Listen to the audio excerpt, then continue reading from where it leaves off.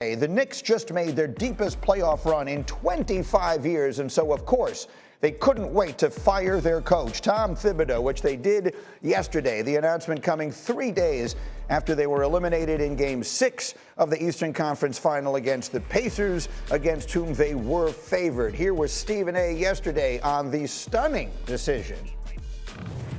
Why the hell is he out of a job? Again. He's not flawless. Does it make sense, ladies and gentlemen, for us to look at Leon Rose and the New York Knicks and say, yo, you kind of compromised him because he's an offensive-minded coach? I just think that when the man just took you to Game 6 of the Eastern Conference Finals, when the team wasn't what it was last year in terms of grit, because of the moves you made as the executive of the team, firing the coach is just bordering on a scapegoat status. But that's just me. So that's just him, and let's hear what our crew has to say again. Coach Bickerstaff coached against Thibs and the Knicks in the first round of the playoffs. Alan and Monica, you know the insides of this team and this organization as well as anyone working with them on a day-to-day basis. But Windman, I will start with you. People are waking up this morning saying, why did the Knicks do this? What is the answer? There was something interesting that happened in this Eastern Conference Finals that was actually unusual, and that was that Tom Thibodeau made changes to his coaching style.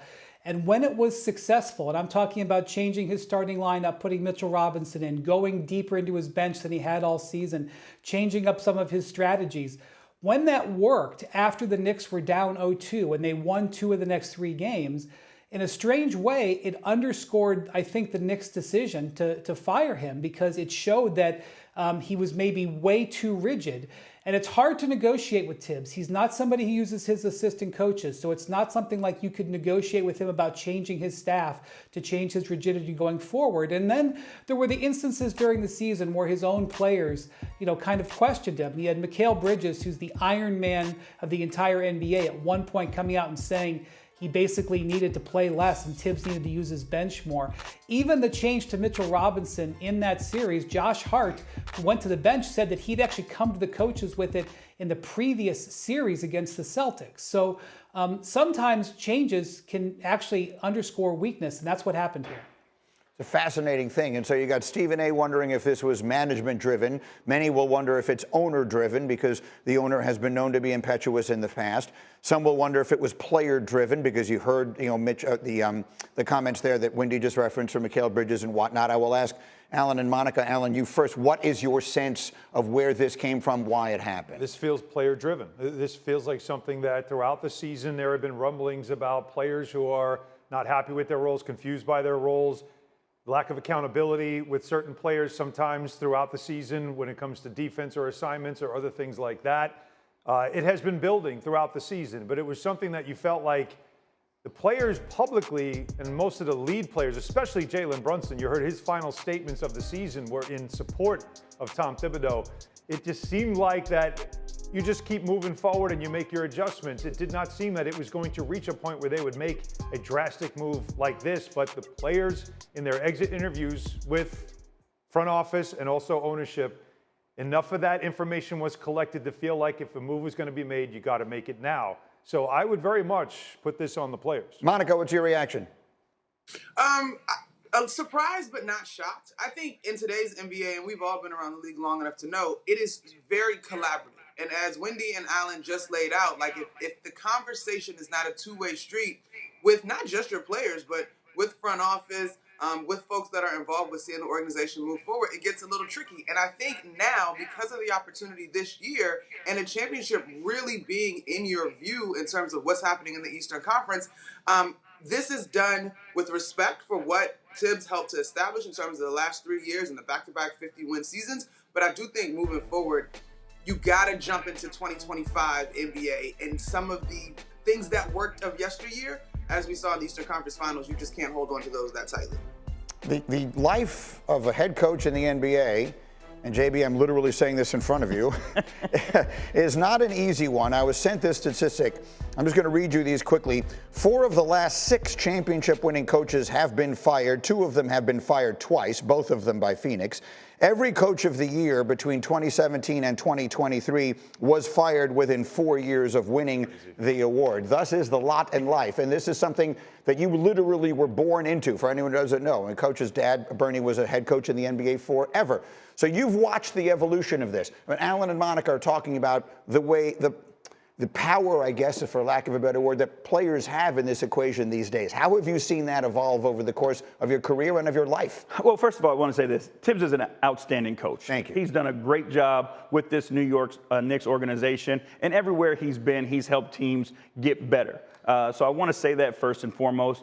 Not here to place blame on anyone, but here to talk to you about the change. Like when my dad was a head coach, you know, when I was growing up, the most important person in most organizations was the head coach. And the times have shifted to where, you know, the players have been empowered, and they should be. They're a big part of this. So our job is to form partnerships and relationships with guys. We want to get this thing where their input is important. They want to respect our input, and then we can put together not only game plans, but how we're building for the future so we're all on the same page. So when they go out there and they're competing, they're executing, they have ownership of what they're doing while we're standing on the principles that we believe in as well. Yeah, it's a fascinating dynamic. It's so, each sport has its own unique dynamic, I think, when it comes to that. Of the 3 that I cover closely, baseball, the job of the manager, I think, is to create an atmosphere, a clubhouse atmosphere in which everyone can thrive because of the long nature of the sport, and they're together every single day. In football, the X's and O's and the strategy are such an enormous part of what they do. And then basketball is sort of like a hybrid, an unusual hybrid of the two.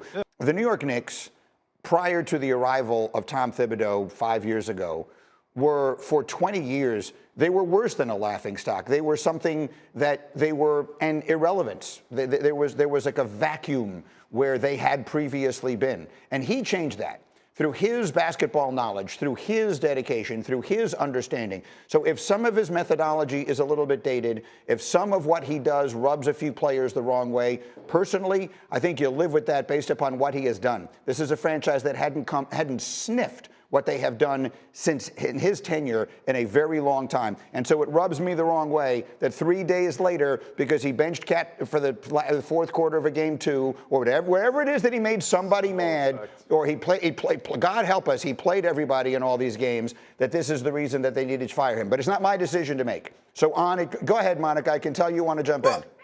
I think, Greeny, I can appreciate that sentiment. And I do think that widely it is, to JB's point, a lot of respect for what was built. But I think, unfortunately, this obviously has a negative connotation because a man is out of his job. But I do think at some point you can outgrow one another mutually. And so, yes, I get it. You are right. Thibs deserves a ton of respect. Great basketball mind, all of that. But I do think, to a degree, this is sort of the life cycle. And I don't know that it's all bad in terms of the opportunity to optimize this group differently and really chase championships. Go ahead, Coach. Yeah, one of the things I wanted to say is, like, what's happening now in the NBA is there are teams that are being run by what perception is instead of basketball reality, right? As coaches, we live in basketball reality. And when you look at basketball reality, Thibs did a heck of a job and deserves to help move this group forward. A lot of things happen, voices from the outside, the perceptions of fan bases, all those noises are starting to impact decisions that these front offices and ownership's making. And it's a little louder in New York, isn't it? A little louder. Now, I'll say this. When you get to a place like this, and as you just perfectly said, what Tom Thibodeau has done here in his tenure, in his 5 years, and what they've done even the last 3 years, we haven't seen this since the 90s. It's been a long time since the Knicks have not just been relevant, but been this good. And what you have to be careful of going forward, it's like that game Jenga. You take the wrong piece out, the whole thing could fall down. So the next move is a critical one to make sure you get it right. Not only that, the standard for the next coach, the bar is 50 wins and the conference finals at worst, or else it's considered a failure. That's the point. I mean, you don't make this move. You made this move because you believe that Tom Thibodeau is the horse that brought you to water, but you could not make it drink, or whatever the hell the expression I'm trying to use is. You know what I'm trying to say. And so the next guy damn well better make it drink. Yep. Right? Because if this is a move that tells us that the people who run the Knicks, for whatever reason, and if those people are the players, then that's the way the world we live in today, believe this team should have won the championship or at least been in the finals. And I'm here to tell you, I'm not convinced this team did not max out everything it was capable of and more. Wendy, let me give you a quick final word here, and then we're going to come back on this a little later in the hour and talk about who might be next in line. Windman, go. Yeah, I think there's a perception clearly from the organization that you are right, Greeny, that this team should still be playing. I disagree with that. I think the better team won the Eastern Conference Finals, and I will just point out, between Jeff Van Gundy, the last time they reached the Eastern Conference Finals, and this year, the Knicks had 13 head coaches before they got to Tom Thibodeau. Keep that in mind. Yes, I mean, that's the point. You look at what they were, you look at what he made them, this becomes, everyone thinks, oh, what a great job this is. Look how good the players are. Be a little careful what you wish for. New York, fresh off their deepest playoff run in a quarter century, the Knicks fired their coach yesterday, 3 days after they got knocked out in the East Final in 6 games by the Pacers, against whom they were a favorite. Here was Mad Dog yesterday pointing the finger of blame. This is about Dolan. Don't let anybody in America hear you say, this is Leon Rose. Nonsense. Nonsense. Rose doesn't have any power there. Dolan does. He sits on the baseline with the dopey hat on, thinking that he knows something about, but he wouldn't even know who George Mikan is. This is not fair, what they did to this guy, who gave his life and blood to the franchise and took him to the conference. I've been there since 2000. My God almighty. And you get him out because you lost a rugged 6-game series to Indiana? Oh, come on, please. What a disgrace.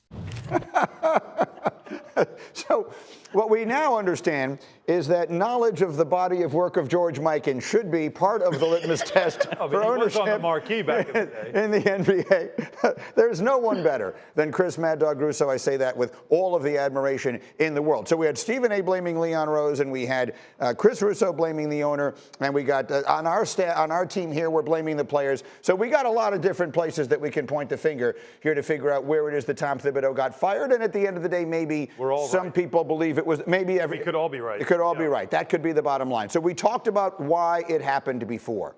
Let's talk about where it goes from here.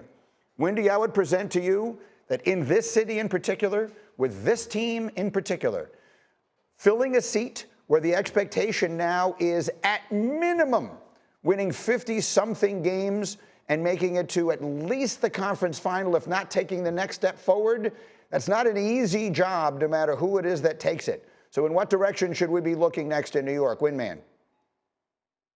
Well, you have a veteran team that is ready to win now, so you need to have a proven coach. I don't think this is time for an experimental hire. And there were 3 proven coaches that all lost their job near the end of the season that would, or during the season, that would, come to mind. One would be Mike Brown, last year's Coach of the Year with the Sacramento Kings, or maybe it was 2 years ago, Coach of the Year with the Sacramento Kings. Long track record of history, has coached teams to the finals, instantaneous respect. You have Michael Malone, who a championship coach, who was fired with 3 games left in the season. Again, he has long ties to the Knicks organization, grew up in New York. His father was on the staff. And you have Taylor Jenkins, who was also fired late in the season. Again, a successful head coach, the Memphis Grizzlies. You look at our colleague here on this set, JB Bickerstaff. This is a guy who was a successful head coach with the Cavaliers and was let go last year. And look what happened to him when they hired him in a good situation for him. He obviously carried that right over and was second for Coach of the Year. I would just bring up one more name. I would check on the interest of Jeff Van Gundy. Van Gundy won rave reviews from the Clippers players throughout the entire season. He is extremely close to Tom Thibodeau. He also missed part of the season with personal reasons, so I'm not sure he wants this job. But if I were the Knicks, I would call to gauge interest. That would be extremely popular in New York. I can say that. I would co-sign that. Even if he says no, you do it with posterity. You do it out of respect for him, and you do it because that will be the first question that everybody asks since he is back coaching again. And The video we're going to show is him wrapped around the leg of Alonzo. Is that what we're going to show? The best coaching he's This ever is what done. we're showing. He made better decisions than that one. There's certain. Go low. That's what you're supposed to do. Hanging on to your life is probably the way you would describe his coaching career, but he did a lot more than just hang on to the leg of Alonzo Mourning. He led the Knicks to the NBA Finals in 1999, and this is the video that we're showing. Jeff, wherever you're watching from, I apologize to you. That is hilarious. Look at him wrapped around the leg. What is don't we have Coach B-roll of him pointing and calling timeout? Apparently not. Listen. As a coach, you'd much rather have that film than you standing and pointing at people and telling them what to do. Okay. He was in the scrap. I love it. Where's the clip of Marcus Camby punching him on? Oh my God. Okay, that's hilarious. But still, I would definitely make that call, even if he says no. Make him tell me no. Okay, I would also say that on a team that basically is Villanova North, there are people who are going to point in the direction of Jay Wright. Would they be pointing in the wrong direction? Yeah, I think so. First of all, he doesn't have NBA experience. Now, he was a phenomenal college coach. We know this. And a championship coach and a championship human being. I don't believe Jay Wright is somebody that would be looking to do this job, and I don't know if the Knicks would be looking for him either. Monica, give me the characteristics of the person who should be the next coach of the New York Knicks. You're around this team literally every day. You broadcast all of their games. What are the things that if you were making this hire, you'd be looking for in the next coach? Creative offensively, an excellent communicator in terms of collaborating with coaching staff and players. Command and presence in terms of holding these guys accountable top to bottom. I mean, Greedy, you and I, we all watched the Eastern Conference Finals, and I was so fascinated that the bench unit could come in and communicate how to switch properly, and your starters were struggling to do that. So there's got to be a level of accountability. And I think I would just add, as much as game planning is important, I do think with this group in particular, the ability to make adjustments on the fly is going to be important. And I don't think that this decision, I know the Eastern Conference Finals is the last piece of the pie, so to speak, that we all have to remember in terms of Thibs, but I don't think that this decision came out of just that. And so I think they're just looking for someone who represents where the league is now, both in terms of how you build relationships with players, and what you look like on the floor. To that point, I think there was a lot of noise in New York that Thibs' job could be in trouble. My personal feeling or guess was that by beating Boston and going as far as they did, that was going to tamp that down. Also. Obviously, it didn't. Quick thought from you, if I can, Coach. Just on, I know you can't comment on this situation specifically, and no one would ask you to, but when it comes to expectations, you took over in a place where maybe the expectations weren't so high, and look how great everything turned out, and everyone is lauding the job that you do. Taking a job where the expectations are very high is a different animal altogether. Yeah, this is not going to be an easy job. In New York City, where, the media can be extremely aggressive and opinionated. So there are talented coaches out there, and these are the jobs that you want. And it's interesting now, you've seen the dynamics kind of shift. When you took over a team, it used to be always a bad team. But now you're getting opportunities to take over talented veteran teams that have opportunities to win. Quick final word, Windman. I want to say that there's really something to be said for what JB did here, because if you look at what happened in Cleveland last year, some of the same decisions making led to what the change there. It ended up, the Cavs had a great regular season, but they went just as far in the postseason. I think JB is an interesting person to consult on how this all went down, especially since his firing last year was viewed as controversial across the league. All right, we'll keep a close eye on what they wind up doing with the Knicks.